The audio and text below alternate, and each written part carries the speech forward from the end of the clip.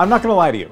If it feels like the YouTube algorithm is ignoring your smaller YouTube channel, that might be because it actually is. But there is also a simple way that you can address this. We wanted to find the ultimate answer to why channels feel like they get stuck in the land of no views. So we went straight to the source. Oh my gosh, the algorithm changed. I'm not getting as many views. That's Todd. He works at YouTube, and he knows the YouTube algorithm like the back of his hand. He's also, friends with Mr. Beast. So if there's anybody that knows how to get on the good side of the YouTube algorithm, it's gonna be Todd. Todd actually gave us 5 YouTube insights that you're not gonna hear on any other YouTube algorithm video. It was his last tip that especially threw me off, so trust me here. Watch these tips and watch them in order if you want your small channel to turn into a big one. Choose to ignore these tips, and the YouTube algorithm may just keep ignoring you. So let's get into it. Here's what creators have gotten wrong about the YouTube algorithm. The main job of the algorithm is to serve the user when they show up.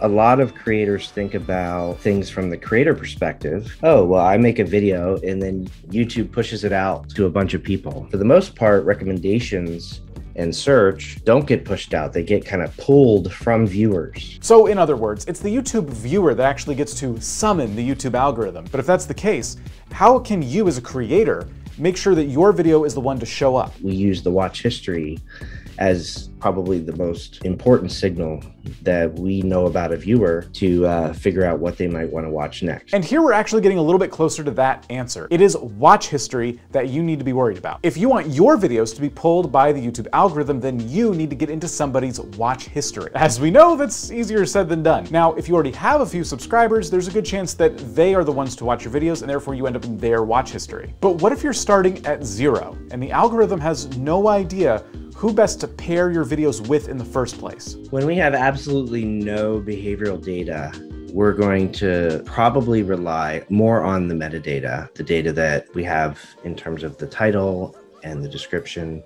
And I would say search is probably the first place for fresh videos. You upload a brand new video around Minecraft, we're going to consider that video when somebody searches for Minecraft based on the title and description. Okay, so this is helpful. YouTube search, your title and your description, these are things you can be focused on to start bringing in those new viewers when you're starting from 0. But maybe you feel like you're already doing this and yet you're still struggling. What else could possibly be wrong? Todd had an answer to that too. I would discourage creators from trying to compete in the most competitive spaces in the world. And so rather than go after the Minecraft query, for example, you might want to find a niche that isn't already being served by a million other videos. As you search around, maybe use Google Trends, spend time looking at what viewers see and see where can you produce the best video that's going to be better than what's already there, because that's where the opportunity is. I love it that an employee at YouTube is calling a spade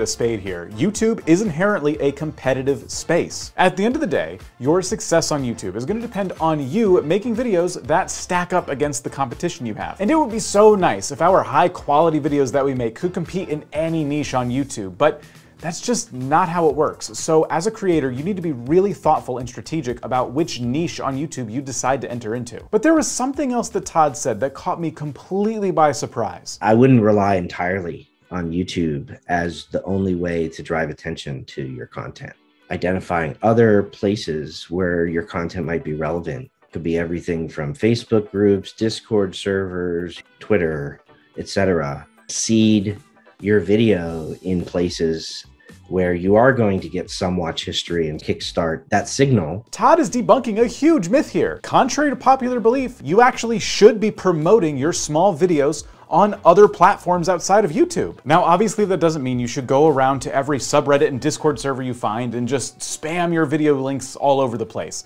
Relevance is going to be key here. You want to go to the places where your community is hanging out, and you want to provide videos and maybe clips from your videos that can help them perhaps with a problem they're having. And if you choose to disregard that last bit of advice, then I would highly caution you here, because you could end up paying for it. YouTube's not exactly, once again, going to know who to pair it with. So really be thoughtful when you're sharing your content outside the platform.